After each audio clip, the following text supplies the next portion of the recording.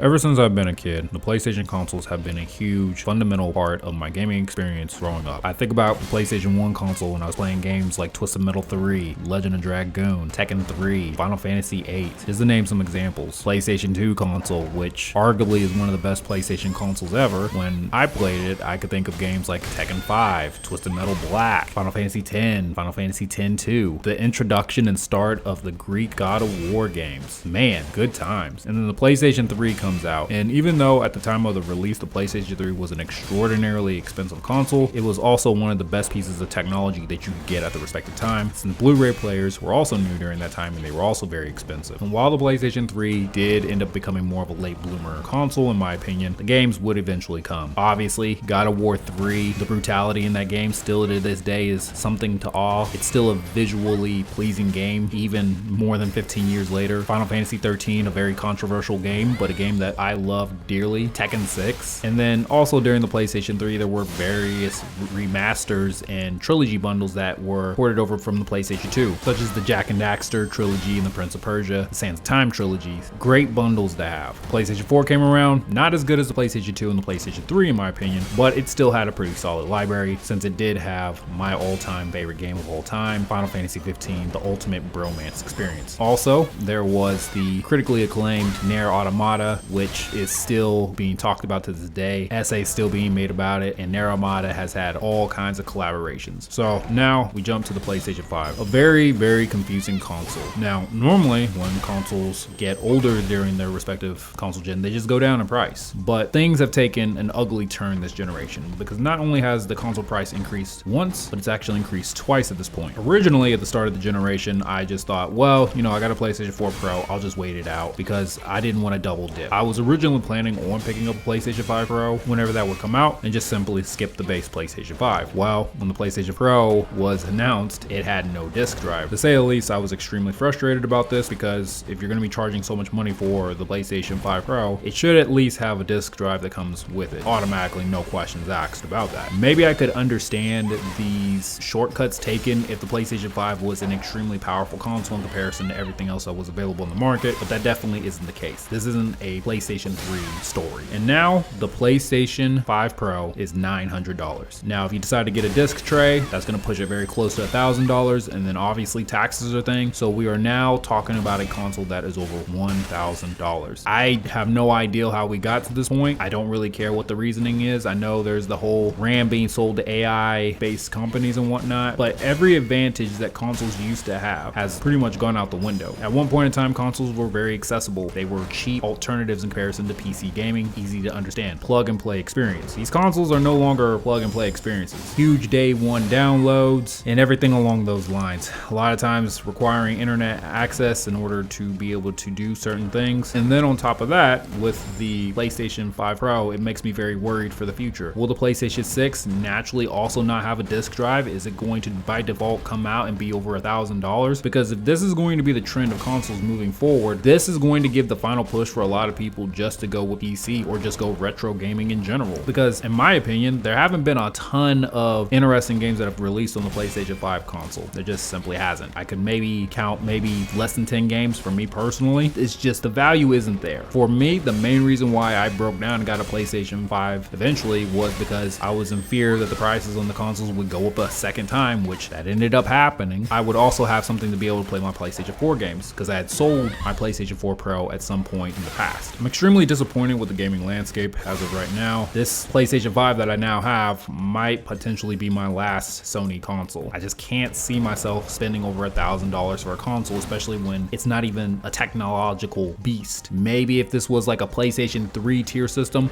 maybe might possibly consider it, but that's highly unlikely going to be the case. I might as well just stick with gaming on my laptops at this point moving forward, or do retro gaming. I'm really speechless at the end of the day. And hopefully for those of you who are okay with just pure digital media, hopefully you're understanding the consequences that come with that. If you ever want to go back and play something, what if that download ends up no longer existing? What if your game file ends up being completely vaporware or a digital brick? At least if you have a physical copy, there's a possibility that you can still play it as long as that old hardware still exists. I understand the convenience of digital entries and whatnot. I understand that, but hopefully we still fight to maintain physical media when it comes to games. Because for example, when I don't want to have a physical game anymore, I can take it to a game pawn shop and just sell it. I can exchange it for other games. But if you have a digital game, you don't have that option anymore. And again, let's say your console completely bricks and you got to go back. Maybe that download isn't available anymore and you can't re-download it. And let's say you forgot your password to your old account, so you started up a new account. That game is no longer available to download. It's gone. Poof, now you can't access it anymore. PC does have its own issues. I'm not saying PC is perfect. It's just the prices of consoles, they're losing out on all the advantages that they used to have. It's no longer a cheap alternative. It's no longer plug and play. The game library isn't there also, because that's something that made the PlayStation 2 and PlayStation 3 so great. They had a great library. PlayStation 3 had a great library, partly because there was a whole bunch of remasters that came from the PlayStation 2 era, which was great. You got a lot of 3-in-1 bundles. That was awesome. This is all I gotta really say about the PlayStation front. Just extremely disappointed, and this might just be the end of things for me with Sony. I'll still play my older games that I got with the Sony console because I still got them. I still love those games. You know, as the saying goes, if you don't like the new stuff, go play the old stuff. So more recently, there was an article that had released in regards to the First Descendant, which was a game released by Nexon back in July of 2024. You could think of the First Descendant as being a very sexualized version of Warframe. From the article that I was informed of, essentially the short of it is that the game is having a hard time retaining players. And this doesn't really surprise me because while yes, the First Descendant does do a good job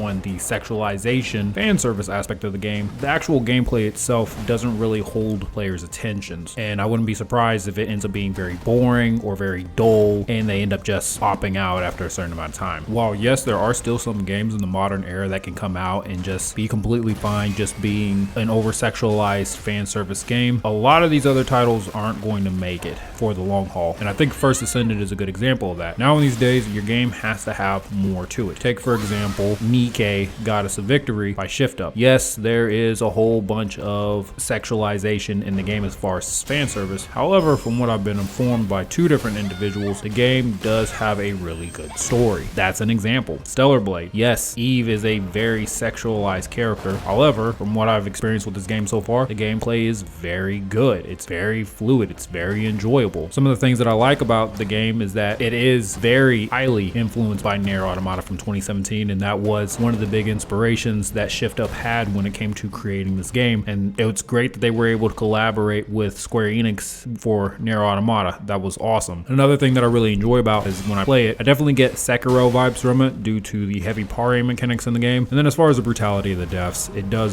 remind me of the OG God of War games. So I really love Stellar Blade, and I think Stellar Blade has been one of the best PlayStation 5 games that has released. Your game has to do more than just be over-sexualized fan service. Fan service in general isn't bad. You know, you have anime and games, for example, that will have aura farming fan service. Take like Metal Gear Solid, Metal Gear Revengeance, for example. There's a lot of aura farming in that game. There's a lot of really cool, awesome moments. There's still a story behind it that really makes you think, especially with Sinister Armstrong toward the end of the game. It does make you really think about things. And that's all I really have to say. A game trying to be a one-trick pony, I just think has a high chance of failing. Rather they lean too much on over-sexualized fan service or they do a one-trick pony with something else, I just don't think it's going to hold up in the market. I feel there are a lot of players now these days that have higher expectations from what they expect from a product more often than not. That's just my opinion. Let me know if I'm wrong. If you had taken out the time to watch this or listen to this, I just want to say thank you for your time. Be safe out there. Deuces.